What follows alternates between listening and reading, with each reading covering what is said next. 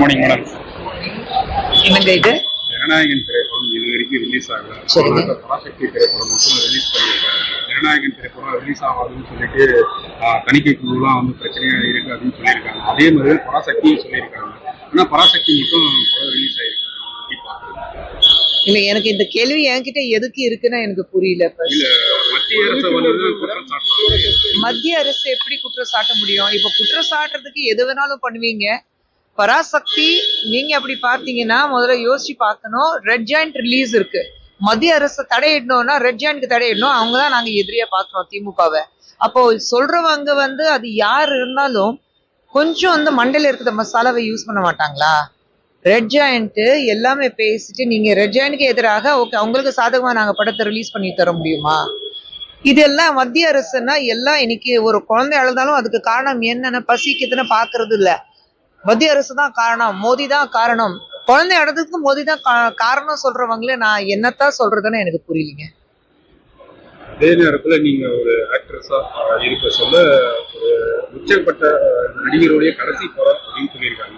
வெளிவராத சூழ்நிலையில ஒரு ஆக்ட்ரஸா நீங்க as an actorங்கிறது வேற. ஆனா நான் எல்லா நான் ஒரு தயாரிப்பாளரும் சேர்ந்து ஒரு ரூல், சிபிஎஃப்சி ரூல் ஃபர்ஸ்ட் என்ன இருக்கு, படத்துடைய எல்லா சர்டிபிகேட்ஸ் ஆந்திர உங்க கைக்கு வந்ததுக்கு அப்புறம் தான் நீங்க படத்தோடைய ரிலீஸ் டேட்டே அனௌன்ஸ் பண்ணணும். அதுதான் பேசிக் ரூல்.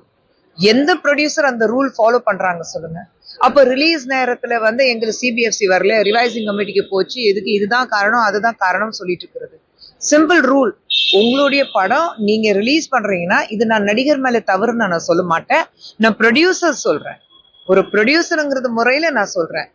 ஃபர்ஸ்ட் ரூலே உங்களுக்கு சாந்திர வந்ததுக்கு அப்புறம் தான் நீங்க படத்தை டேட்டே அனௌன்ஸ் பண்ணணும். ஆனா நீங்க ஏன் அதை வராமலேயே நீங்க டேட் அனௌன்ஸ் பண்ணிடுறீங்க? அப்புறம் நீங்க சிபிஎஃப்சி பிளேம் பண்ணாதீங்க. கிறிஸ்துமஸ் இருந்தது, நியூ இயர் இருந்தது, எல்லாமே கவர்மெண்ட் ஹாலிடேஸ் இருக்கு. 24 மணி நேரம் உங்களுக்கு வந்து எல்லா வேலையை விட்டுட்டு அவங்க வேலையை செஞ்சுட்டே இருக்கணுமா? படம் ரிலீஸ் ஆகல. நான் வந்து ஒரு விஜய் ரசிகையா சொல்லும் போது வருத்தம் தான். என் குழந்தை வந்து ஒரு மிகப்பெரிய விஜய் ஃபேனு, அது எல்லாருக்கும் தெரியும். அவளுடைய உலகமே பாத்தீங்கன்னா ரஜினி சாரும் விஜயும் மணிரத்னம் சாரும், இதுதான் அவளுடைய உலகமே அவ நினைச்சிட்டு இருக்கா. அப்படி இருக்கும்போது விஜய் சார் படம் வரலன்னா அவ ரொம்ப வருத்தப்பட்டா. ஒரு ஃபேனா நானும் வருத்தப்பட்டேன். ஆனா ரூல்ஸ் ஆர் ரூல்ஸ். முதல்ல அந்த ரூல் ஃபாலோ பண்ணிட்டோம்னா இந்த பிரச்சனைகள் வராது. இது ஜனநாயகத்துக்கு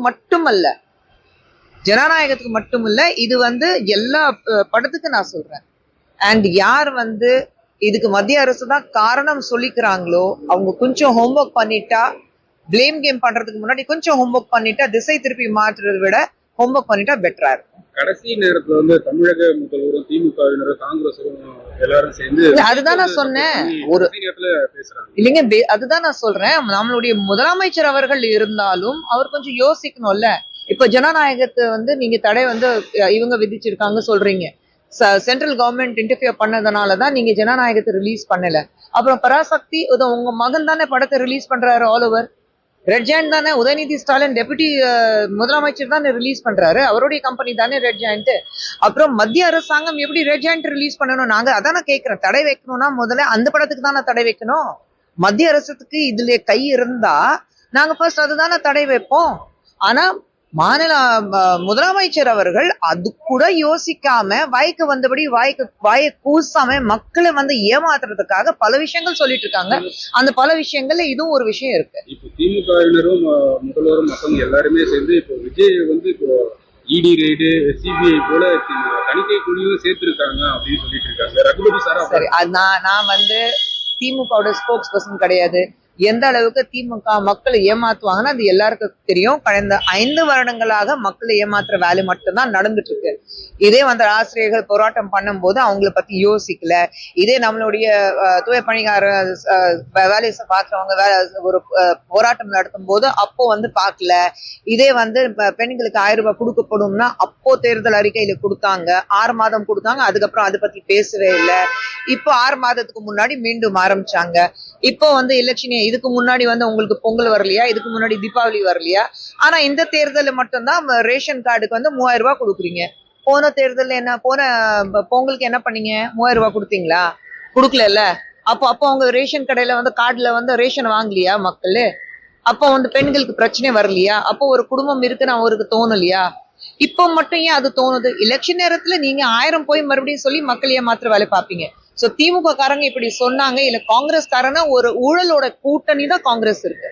சோ ஊழலோட கூட்டணியில இருக்கும்போது நீங்க கைகொத்தி நாங்க மக்கள் ஏமாத்துற வேலை மட்டும்தான் செஞ்சுட்டு இருந்தோம் இத்தனை வருடங்களாக, மீண்டும் அது மட்டும்தான் செய்வ சொல்லும் போது திமுகவும் காங்கிரஸ் என்ன சொல்றாங்களோ அது காதலியே வாங்க கூடாது. ஏமாத்துறாங்கன்னு அர்த்தம், சிம்பிள்.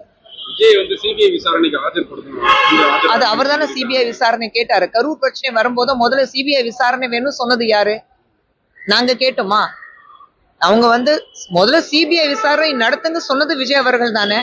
நீங்க தான் சிபிஐ விசாரணை கேட்டீங்க, சிபிஐ விசாரணை வந்திருக்கு, பார்த்துட்டு வரட்டுமே. அவர் மேல தவறு இல்ல. அப்போ அவரு வந்து என்ன சொன்னாரு? இது முழுக்க காரணம் திமுக அவர் சொன்னார்ல. அப்ப இன்னைக்கு திமுக காரங்களே உடனே விஜய் சப்போர்ட் பண்ணிட்டு, ஜனநாயகம் ரிலீஸ் ஆகல அதனாலதான் உடனே சப்போர்ட் பண்ணிட்டு இது வந்து சிபிஐ வந்து அவர் மேல ஆவி விடுறாங்க சென்ட்ரல் கவர்மெண்ட் சொல்றாரு. விஜய் அவர்கள் சிபிஐ விசாரணை கேட்டிருக்காரு, சிபிஐ விசாரணை நடக்குது, அவர் ஆஜராய் வருவாரு, அவ்வளவுதான். நீங்க வேற ஏதாவது இருந்தா கேளுங்க. விஜய் மட்டும் தான் நம்ம பேசிட்டு இருக்கோம். இல்ல அதுதான் அப்போ 5 வருஷமா மக்கள் வந்து படிக்கல. அதுதான் நான் கேக்குறேன். தேர்தல் நேரத்துல உங்களுக்கு பெண்களுக்கு 1000 ரூபாய் கொடுக்கணும், ரேஷன் கார்டுக்கு வந்து 3000 ரூபாய் கொடுக்கணும், லேப்டாப் கொடுக்கணும். ஏன் இதுக்கு முன்னாடி ஏன் கொடுக்கல? வந்த அன்னைக்கு ஏன் கொடுக்கல? வந்த 21ல வந்தீங்க ஆட்சிக்கு, அப்ப ஏன் கொடுக்கல? 2022ல கொடுத்தீங்களா? 23ல கொடுத்தீங்களா? 24ல கொடுத்தீங்களா? இப்ப மட்டும் ஏன் கொடுக்குறீங்க? ஏன்னா எலெக்ஷன் இருக்கு. எலெக்ஷன்ல மக்களுக்கு வந்து எப்படியாவது ஏமாத்துறோம், அதனாலதான் இந்த மாதிரி பண்ணலாம்னா ஒரு அந்த கேள்வி மட்டும் என்கிட்ட கேட்காதீங்க. எங்க கட்சி பொறுத்த வரைக்கும் கட்சி ஜெயிக்கணும், தனிப்பட்ட முறையில யார் ஜெயிக்கிறாங்கன்னா முக்கியம் கிடையாது. இல்லைங்க, அது நம்மளுடைய தலைவர்கள் தான் முடிவு பண்ணணும், நாங்க முடிவு பண்ண மாட்டோம். பிரதமர் வந்து தமிழகம் வரது உறுதி ஆயிருக்கு, சென்னை வரதுக்கு வாய்ப்பு இருக்கா இல்ல வேற எங்க?